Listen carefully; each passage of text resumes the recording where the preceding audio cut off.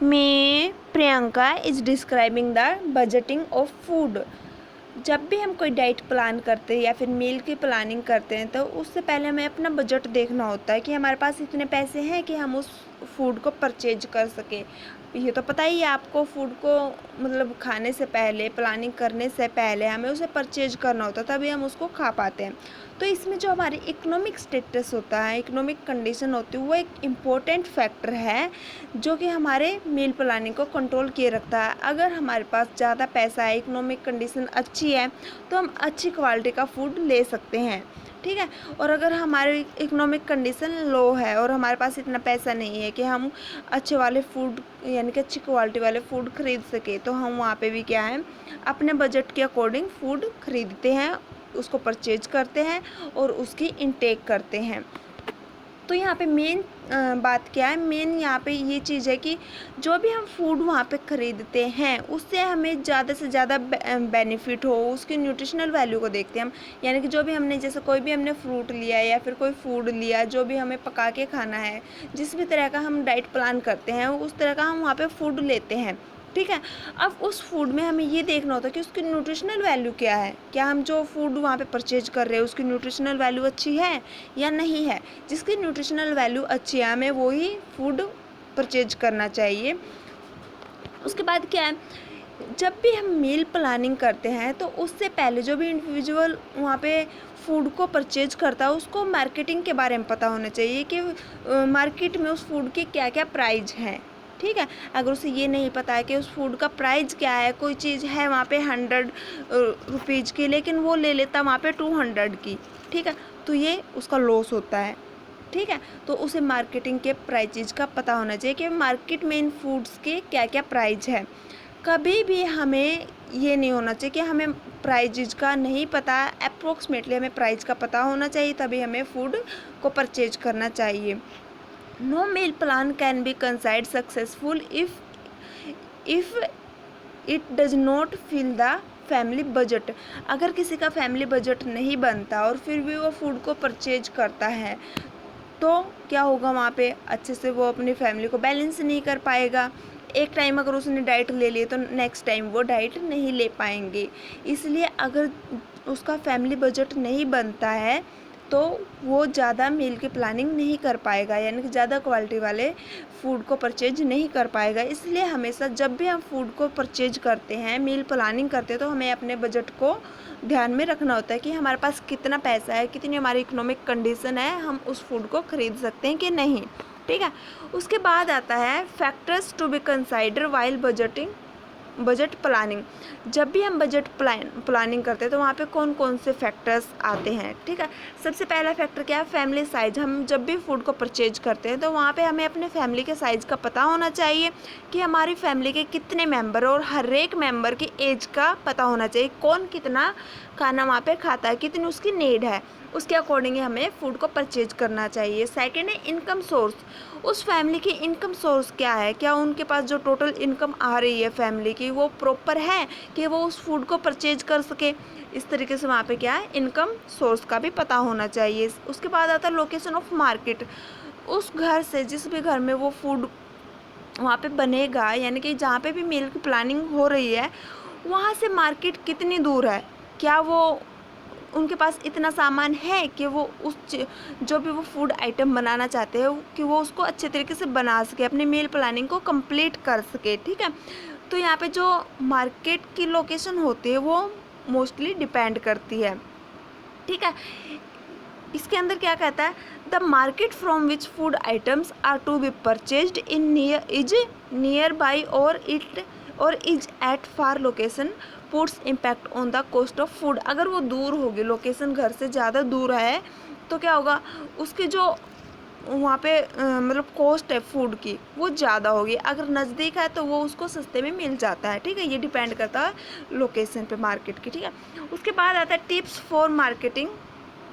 जब भी हम फूड को परचेज करते हैं तो उसके लिए कुछ टिप्स हैं जो कि हमारे इकोनॉमिक बजट को बनाए रखती हैं। तो यहाँ पे सबसे पहले क्या हमें कुछ बातों को ध्यान में रखना चाहिए जब भी हमें अपने बजट को प्लान करते हैं। तो सबसे पहले तो हमें लिस्ट बना लेनी चाहिए जो जो हमें वहाँ पे फूड को परचेज करना है, ताकि हम वहाँ से एक्स्ट्रा सामान ना लेके आए मार्केट से, हमारा पैसे भी बच जाते हैं इस तरीके से। उसके बाद क्या, अगर हमें वहाँ से कोई भी कूपन मिलता है, देखो हम फूड को परचेज करते हैं, बार बार वहाँ हम एक ही जगह से फूड को परचेज कर रहे हैं या फिर दूसरी जगह से फूड को परचेज कर रहे हैं, तो हमारे पास कुछ ऑफर्स आते हैं, हमें कभी कभी कूपन्स मिल जाते हैं, ठीक है।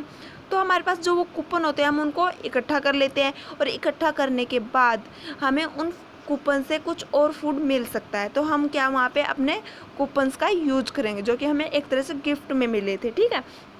उसके बाद क्या है, जब भी हम फूड को परचेज करते हैं तो हमें ये देखना चाहिए कि वहाँ पे हमारे पास इतना पैसा है कि नहीं है, और वहाँ पे हमें ये भी देखना चाहिए कि पर स्टोरेज कि हमें कितना सामान चाहिए, हमारे रसोई घर में क्या क्या सामान की कमी है और क्या क्या हमें अर्जेंटली चाहिए, हमने वो लिस्ट में मेंशन कर ही लिया पहले ही।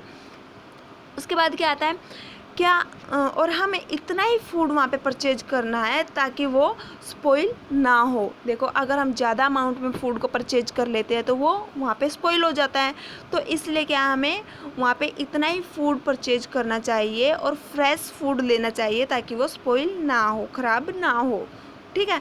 उसके बाद हमें क्या, सीजनली अवेलेबल फ्रूट्स वेजिटेबल्स को ज़्यादा यूज करना चाहिए क्योंकि ये थोड़े सस्ते भी होते हैं और उसके साथ साथ में ये फ्रेश भी होते हैं। तो इस तरीके से ये हमारी हेल्थ पे गुड इम्पैक्ट डालते हैं, वहाँ पे अच्छा अफेक्ट इनका रहता है।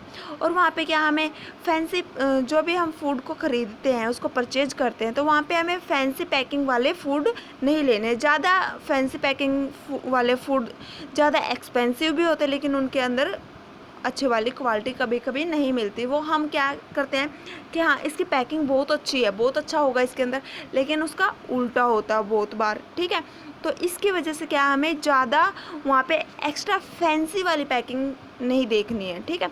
एक्स्ट्रा फैंसी पैकिंग को अवॉइड करना चाहिए।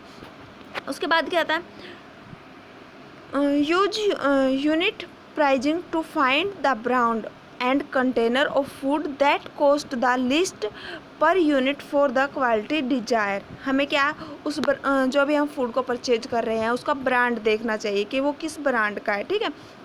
और उसकी क्वालिटी देखनी चाहिए कि इसकी पर यूनिट में कितना क्या न्यूट्रिशन हमें अवेलेबल है, उसके अकॉर्डिंग हमें फूड को ख़रीदना चाहिए कि उसका ब्रांड क्या है, कौन सी कंपनी ने इसको बनाया है, कहाँ से ये बन के आया है, क्या इस पर जो फूड के जो भी कंपनियाँ होती है वहाँ से अच्छे तरीके से पैकिंग होके आया है या नहीं, इसकी देख रेख ठीक से हुई है कि नहीं, ये सब चीज़ें हमें वहाँ पे देखनी होती हैं, ठीक है।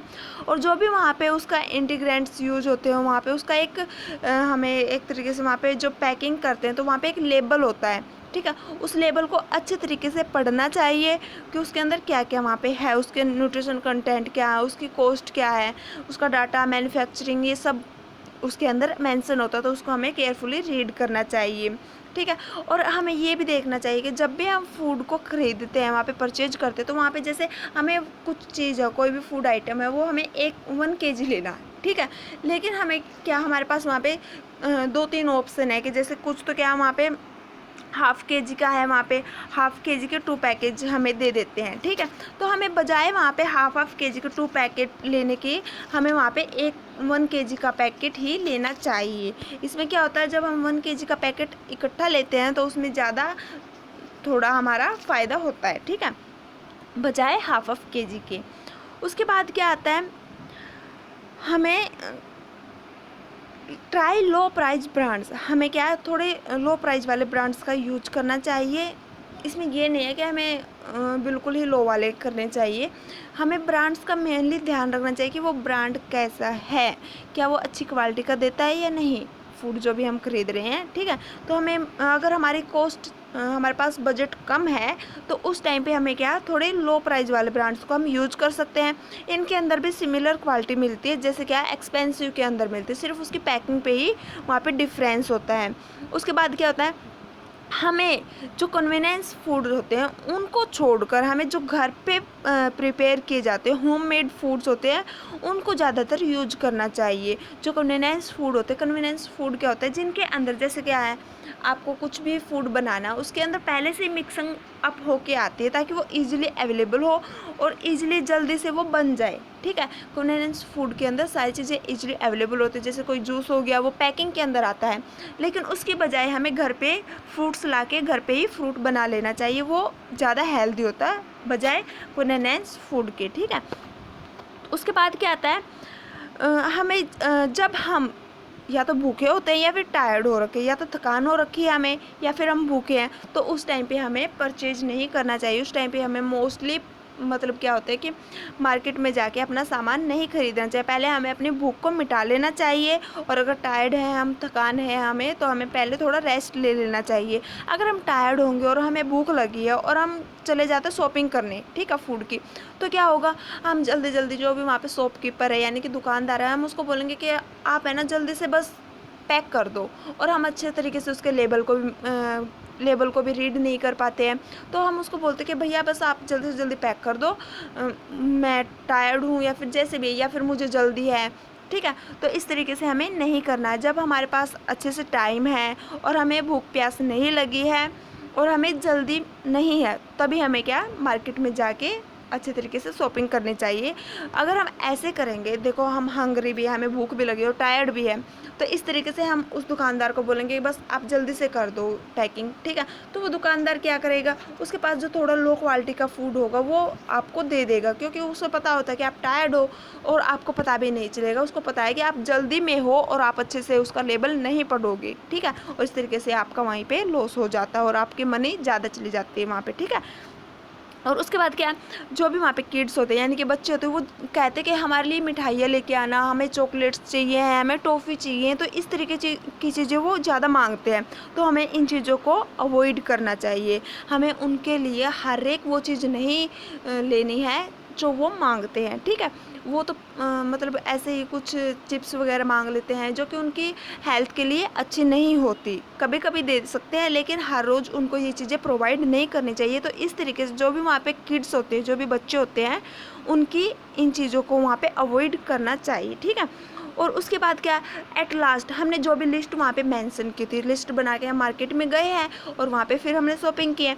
तो इस तरीके से क्या, एट लास्ट हम क्या करेंगे, अपनी जो भी हमारी लिस्ट थी, क्या हमने वो सामान ले लिया है, हम उसको इवैल्यूएट करेंगे। ठीक है, हमारी लिस्ट में जो जो सामान था, जो जो हमने मेंशन किया था, वो हमने ले लिया। क्या कोई सामान एक्स्ट्रा है जो हमारे बजट से बाहर है?